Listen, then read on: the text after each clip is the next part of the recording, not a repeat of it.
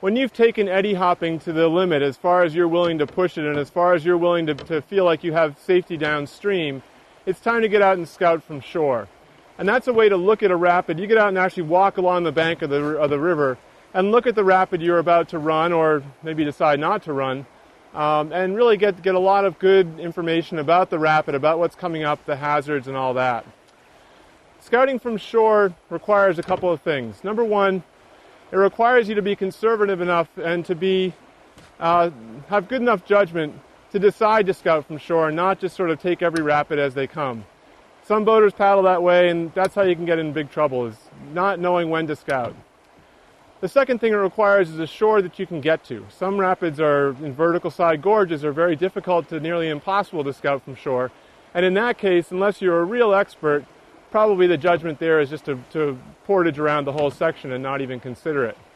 But in cases where you have a good access to the shore and you can see the rapid well, what you want to do is just walk down the shore.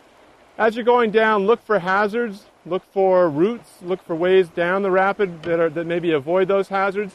Often there'll be one or two really major issues in the rapid that you have to watch out for, and you kind of identify those early and think of your routes in ways that can avoid those hazards and that can allow you to have a smooth run through the rapid. A couple of rules of thumb for scouting from shore. Number one is rapids are always bigger when you get down to them than they are from shore.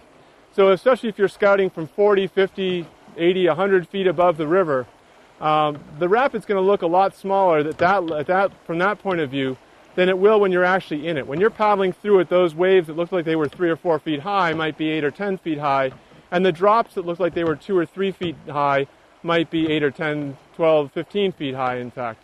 You can't generally see vertical dimensions scouting from above a rapid, so it's often very deceiving. It's not a bad idea to go down to the river level, and especially on the way back up after you've seen the rapid and you know what you're looking at, and if you decide to run it, to go back down to river level and try to scout right down on river level. Try to get down low where, from the point of view you'll see from the boat, and actually check out what the view lines are going to be like, what you're going to be able to see, what you're going to be able to distinguish. Sometimes we pick points to key off of. Sometimes it's a wave, sometimes a rock, a tree, something like that. And some of those points are visible from the boat when you get down to them, but sometimes those points disappear when you get to the boat, and what seemed obvious from up above is completely difficult to figure out from down below.